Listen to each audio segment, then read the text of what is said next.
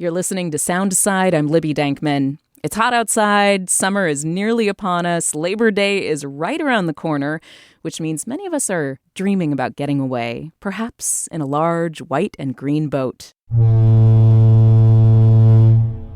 Yes, I'm talking about the iconic Washington State Ferry.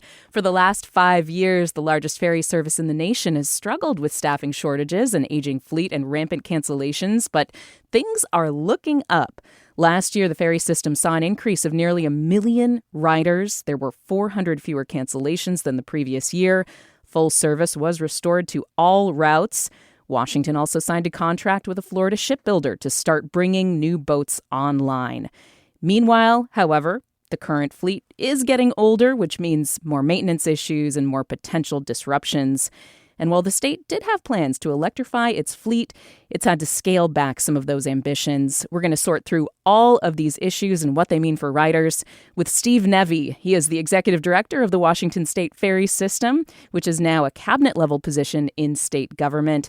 Steve, thank you so much for being back on the show. It's been a couple years now. It's great to have you back. Yeah, great. It's great to be here. Thank you. So you just returned from this trip to Florida where you saw the progress of new hybrid electric boats. There used to be a law here in Washington where only Washington companies could build those ferries. State lawmakers lifted the requirement in 2023. Governor Ferguson chose the Florida-based Eastern Shipbuilding Group to build the new boats. And the hope is to get them sailing, the first new boat sailing by 2030, I understand. So what was it like to visit the shipyard, and does that goal look achievable at this point? Yeah, literally, we just got back yesterday afternoon. We were there yesterday. I was encouraged meeting the team at Eastern Shipbuilding. We met with their senior leadership. They walked us through their process, their production processes, how this is all going to go, and they gave us a lot of confidence. I'm very confident that they're going to deliver the boats on time and on budget, and we're going to build a very good partnership with them. What are those boats like? I mean, are they the same size as current ferries? Like, how do they compare with what people would experience riding a ferry today? Yeah, they're going to look like the ferries that we have now. They're just going to be, they'll carry 160 cars, so slightly bigger than the 144 car ferries that we have in service now. We had to lengthen them slightly to fit the batteries in. But yeah, they'll look just like they do now. Can I ask maybe a really basic question, but it's something in my newsroom we were all kind of tossing around. If you build a boat in Florida, how do you get it to Washington State? Yeah, we talked about that with them. It's part of the contract. They have to deliver it. It's included in the price. Oh, okay. They've got to get it here. Yeah, so part of the contract with them, they have to bring it here, and then they have to dry dock it here to kind of make sure the hull's okay, and then they deliver it to us after that. They're talking about different options. Their preferred option would be to tow it here with a tugboat and tow it through the Panama Canal. We'd like them to use a heavy lift ship because that will cause less wear on the boat, but they say there's a lot of challenges with that with the Jones Act, and it gets really technical, so I won't go into it. But, we've got 5 years to kind of work with them on that. But yeah, I think a lot of people were like, oh my God, how are they going to get them here? And that's not included in the price, but it is included in the total purchase price of the ferry. Yeah, it's the shipbuilder's issue. Yeah. That would be quite a sight to see a Washington State ferry being tugged through the Panama Canal. Yeah. I think I'd want to be there to see that. Let's talk about the fleet in general and how it's doing. You need 26 ships to ensure full service and have some rooms for repairs and upgrades, a little bit of wiggle room. The system has been operating with 21 ships, and some of those are quite old. I'm sure you're probably tired of being asked about the Telecom, and that was built in 1959. It had a retrofit in 1994. When do you expect, for example, to be able to retire the Telecom and, move on? Yeah, the Telecom's older than my father, which is... but it's really complicated to explain this without having a whiteboard to be able to draw it all out. But 26 boats is the ideal, what we put in the long-range plan before COVID. If we were going to have a capacity increase that we were on track to have pre-COVID, that would be adding a couple more boats to make some of the routes 3-boat routes. We think 24 is the optimal. For this current level of service, if we don't add extra service anywhere, 24 is the optimal. We've got 21. So we're 3 boats short. At any one time, 4 or 5 boats are out for planned maintenance and unplanned maintenance. So we're right on the edge of, we need 17, 18 boats in service on any given day, depending on the season. So we're right on the edge. If one boat goes out for an unplanned reason, there's no backup. We just have to rearrange the deck and figure out the best way to provide service depending on which of those boats went down. So what the governor proposed in this last session was to add $150 million to keep our oldest 3 vessels in service until the 4th, 5th, and 6th boats in the new boat series start being delivered, so that when we get boats 1, 2, and 3, that'll get us to a 24-boat fleet. And then we can keep our 3 oldest boats going with this $150 million investment into them, and then start retiring them when boats 4, 5, and 6 get here. Technically, the way things are right now, without that investment, we should start retiring the Tillicum when the first boat gets here. Yeah. But then we will still be in this. We won't start net gaining new boats until the 4th boat is delivered. So we're saying we need to start net gaining new boats when the first boat is delivered. Yeah, that would still leave you in the hole, basically. Yes, yeah. So then, so once you've got that 4th boat, then you're kind of in this situation. We've got the boats you need, and we can start retiring them on schedule and kind of building progress. That's why it's so essential to build boats 4, 5, and 6 and continue that intent to continue renewing the fleet. And so how far out at this point, if the first new boat coming from Eastern Shipbuilders is expected in 2030 or by 2030, how far out would boat 4 be, for example, when you could actually start retiring boats? It depends on when we get the funding to be able to make the order for that boat. Because if we were to make that order now, the shipyard could already plan efficiencies ahead of time and get that boat sooner. So that's why the governor proposed that funding this short session, and hopefully we'll have those conversations this next longer session. But the earlier we can make the order, the earlier we'll get the boat, basically. But you're looking at, once that first boat's delivered, like 10 months to a year after that, every boat subsequently would be delivered, because they'll have set up their production to keep just churning out new boats. What does it mean to have regular service restored when you are still so stretched thin? I mean, is every day sort of, on the balance beam of wondering, like, if a boat goes down, we're going to have to reduce service? Yeah, I mean, 2 years ago, we sat with all the vessel engineering team, the operations team, and said, what's it going to take maintenance-wise to get us back to 18-boat service? They've figured out the planned maintenance schedule around that. And we also said for the World Cup in the summer, which I'm sure you're going to ask me about, I said in that meeting 2 years ago, we need to make sure there's only 1 boat in any kind of maintenance status during the World Cup. So they've been working to make sure that there are 18 boats available.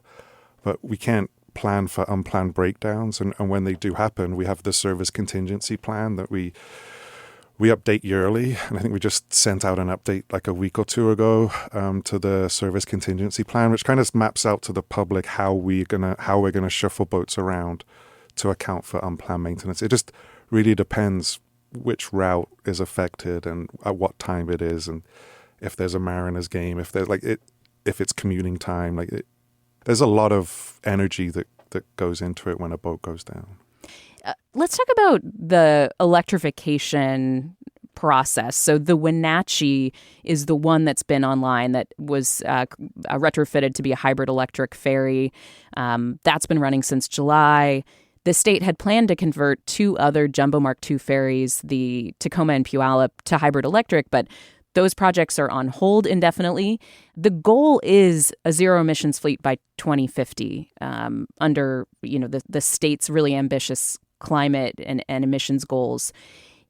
Is it possible at this point to reach the 2050 goal if the hybridization is on hold, if we're, waiting to see these new boats coming online? It just doesn't seem possible to replace all the old existing ferries within that time frame. But am I wrong about that? I think 2040 was the goal for us, I think. But 2050, I think, is the state. Oh, wow. So it's an even sooner goal, technically. Yeah. And I think, we are pushing the limits of that now. But, I think those are conversations that are going to have to be had over the next few years with the legislature and the governor of, like, what do you want to prioritize? Do you want to prioritize getting to that goal? Or how do you want us to do this? I think we converted the Wenatchee. It took a lot longer than had been planned. and to get back to full service, which Governor Ferguson wanted to prioritize, we couldn't take the Tacoma and the Puyallup out and have them out for that longer time and only have 20 boats to provide the full. It would have confounded that issue that we already have. So I think we made the decision that we're going to delay a decision on whether we're going to convert the Tacoma and the Puyallup until after the World Cup, and we'll have those conversations then. But yeah, I think at some point over the next couple of years, now that we have a path forward with Eastern Shipyard and we need to figure out where we're going to get investment for boats 4, 5, and 6, then we need to have conversations about where we are in terms of the 2040 goal and how to reach it and how to hit it. What about staffing? Obviously, the system had severe staffing issues. A lot of that led to cancellations of routes. What is your workforce like today? How has that issue evolved over the years? Yeah, I mean, I was ops director before I was the executive director. And when I was ops director, we had a massive staffing shortage. We got significant investment from the legislature and the governor's office to build out new programs that helped entry-level mariners get to the higher-level positions like captain and chief engineer. And those programs have borne fruit. And on paper, we have the crew we need to operate full service. Several things have changed. Like in a post-pandemic world, people are a lot more up to call out when they just have a cold, right? I think before it was like, just tough it out and go to work. And now it's like, I don't want to go to work and get everyone else sick, so I'll stay home. That's changed in all industries. People are just different. When you hear somebody with a nasty cough, you're like side-eyeing them, like, why are you here? Yeah, so we see an uptick in people using their sick leave where they maybe wouldn't have before, and I think that causes... So now we're trying to reassess, like, how many people do we actually need to make sure that we have every position filled. But, when I started 4 years ago at Washington State Ferries, a lot of the captain positions were unfilled, like that we were filling them on overtime. Now every position is filled, and there's people waiting for jobs, for people to retire so they can move into jobs now again, which is obviously a much more healthy position to be in. Can I ask you about the engineers and the people that work in the engine rooms? Eric Wing is the Maritime Engineering Union representative. He recently wrote an op-ed in the Washington State Standard. He argued basically that they're getting lower wages compared to an industry standard, and that this is an era when there's more complex ferries, the hybrid electric ferries, for example, that are going to be coming online. And the state hasn't kept up basically with competitive wages, and that's a problem. What's your response to what Eric argues? Yeah, when you talk about the fact that our critical breaking point right now is breakdowns, an unplanned breakdown, we need those engineers to fix those boats. We need those engineers to keep the average of 36-year-old vessels in service. If you talk to the crew on the Tillicum, they're extremely proud that they're able to keep this incredibly old vessel that probably should be in a museum running. And I would imagine it's sort of an inverse relationship. Like the older the ship, I guess it's not inverse. It's just, right alongside. The older the ship, the more experience those engine crews need to be able to troubleshoot. Yeah, and when we have an unplanned breakdown, they go to work and they're the ones that are fixing it. So when you look at it like that from a system zoomed out level, like it's critical that we invest in them almost as much as we invest in the backlog of maintenance. So yeah, I agree with Eric, and we're working this session with the governor's office and OFM to figure out what can be done. That the state's in a pretty hard position right now with the budget, so we're going to have to see where these negotiations go this session. What about the reservation system? This is something that comes up a lot. I think for longtime Washingtonians, just the existence of the reservation system is still a relatively new thing to get used to. Obviously, the busy summer travel season is upon us. These websites, the reservation system has gone down in the past because of an overload, basically, of traffic, people rushing to get their reservation. I've heard from people who live in the San Juans kind of with their own strategies for when to log on, and it's kind of become its whole thing. What's going on with the reservation system, and is it going to, be fixed? Yeah, it's hard because The way we roll out reservations is done in concert with the way the public in the islands wanted reservations to be rolled out. And it's very complex, like 30% a couple months before, and then we release them in bits coming up. And there's no off-the-shelf IT solution that can do that. So we talk to like companies that provide reservation systems for like European ferry systems. Like they can provide us like an awesome reservation system, but once you start getting into we need it to do these kind of reservation releases, it just gets way too complex. We were just working with a vendor that, we had to part ways with because they couldn't get to where we needed them to get to. So, we're assessing all of the information that we gathered during that process, and we're going to learn those lessons moving forward and try and get a new vendor that can deliver what we need. But it's challenging. It's not an easy problem to solve. Otherwise, we would have solved it. I want to ask you about the legislature and its funding of the ferry system. I think we've kind of like touched on this. There was a plan to borrow $1 billion to buy new ferries that the legislature didn't go for in the last session. Yeah. I mean, what does it mean at this point going forward? Like, are you now, having to kind of talk to those lawmakers, make the case in the future for like what it looks like to fund these new boats? I mean, what is your plan moving forward to, I guess, get that kind of funding? And what has it meant that there's been some skepticism or hesitation because of other budget issues in the state? Yeah, I think we have funding for boats 1, 2, and 3, right? That we have that money, and we need funding for boats 4, 5, and 6, like I say, so that we can start realizing the economies of scale that work in shipbuilding. Governor Ferguson put a marker down to say this is a priority in this last session. It was a short session. It was a supplemental. So I think the conversation started, but they weren't in a place where, the House, the Senate, and the governor's office were kind of aligned on a path forward. And I think everyone just agreed, let's have this conversation next session. And I think next session it will be critical to kind of, by the end of that session, have direction from them on like what do you want us to do about boats 4, 5, and 6. And hopefully there'll be more clarity coming out of that session, because that will allow us to then strategize for the future, What does it mean if it doesn't get funded in the next session? Does that start to kind of leave a gap in how the Eastern shipbuilders in Florida can work? Like, what are the consequences when it comes to long-term availability of boats? Yeah, I mean, if we don't get funding for boats 4, 5, and 6, right, I think one of the biggest issues is that by the time the first new vessel arrives, we will have only built 7 new ferries in 30 years. And if you do the math, we need to be building 1 boat every 2 and a bit years just to keep pace.